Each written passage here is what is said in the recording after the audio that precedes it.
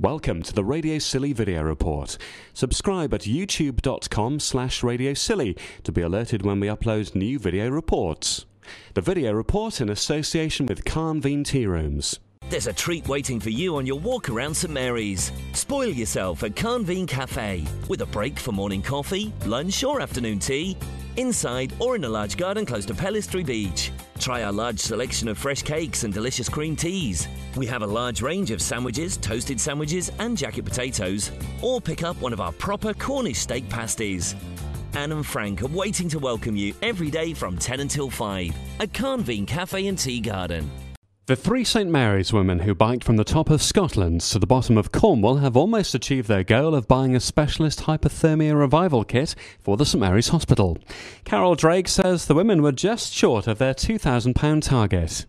It's not quite enough to buy a blanket, but League of Friends have very kindly said they'll put the extra in so that we can buy one.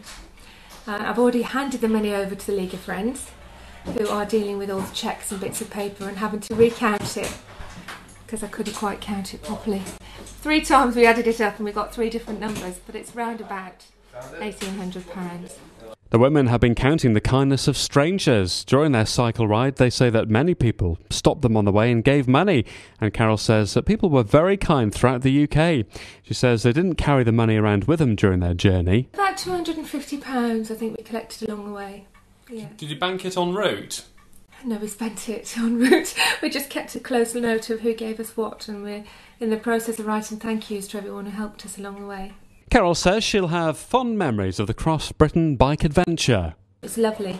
And what was really nice was doing it with Sally and Michelle, because Sally's leaving the islands in a couple of weeks. Michelle is she's only just 20 now. So she was just lucky to have that time in her life to do it. And what a thing to be able to say you've done before you're 20. And they were just the right people to do it with at the right time. Former island resident Janet Sturmer heard about the girls cycling on the final leg of their trek through Cornwall. The road and weather conditions weren't good, and Janet arranged for balloons to be tacked onto the back of the bikes so other drivers could see them. Carol now has a lasting souvenir of that with a picture on the wall of her hallway in St Mary's. Yes, we had balloons hanging off our helmets and our backs, and good old Janet Sturmer. So it's quite appropriate, really. The annual tea party of volunteers took place at the charity shop in St Mary's this week. Sue Hodgson is one of the organisers. As you can see, there aren't that many male members, and she'd like to hear from more lads to swell the numbers of volunteers. It's quite hard work, and it is also a commitment. But it's a lot of fun, and if anybody wants to come and help, they will be made very, very welcome. We do need a lot of help so that it's not just a couple of people doing all of the work. They describe their service as the island's original recycling facility, and as the new season approaches will extend the opening hours to Thursday afternoons. Sue says the team are grateful for the donors of unwanted goods and bric-a-brac and clothes that they sell for church funds. Without the people donating their goods, we wouldn't exist. Neither would we exist without the volunteers to sort it all out, or the people that are going to buy the stuff. Sue says the popularity of the service means they'd like to have more volunteers, and they're putting out a plea to Radio Scilly listeners not to leave bags of items for collection outside the hall when they're not open as a charity shop. We like them to drop off the stuff while we're in session, and then we can deal with it and have it stacked away. So we do ask that people don't just leave it on the doorstep, because it can cause a hazard on the pavement, and we wouldn't like to be responsible for any accident that involves. But so far, most of us sort of drift past from time to time, put the stuff away, but it'd be easier if people delivered it while we were. Sue says they have a huge range of items and clothing behind the scenes in storage for the charity shop. I know where they are when they're hot. Sue says the busiest time of the year is before New Year's Eve, when people go and buy clothing for fancy dress. The St Mary's Theatre Club even have an account, so if they see an item of bric-a-brac on display or crockery that would be perfect for dressing the set for a play, they can buy it immediately.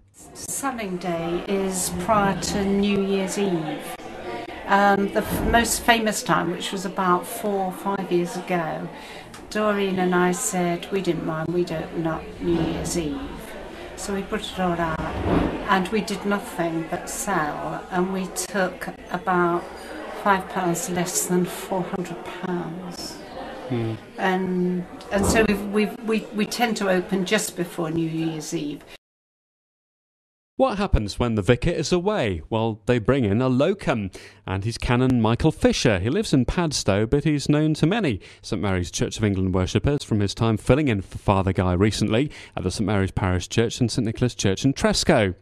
And Canon Fisher says he's got a particular interest in the stained glass window in the St Mary's Parish Church. They're the ones by an artist called Kemp, a 19th century artist. They're very highly regarded, and I believe there's even a society dedicated to their preservation wherever they're found throughout the British Isles, and indeed, I believe, in other places as well. And very distinctive as well, with the mark they have. He's got his trademark. Of the wheat sheaf.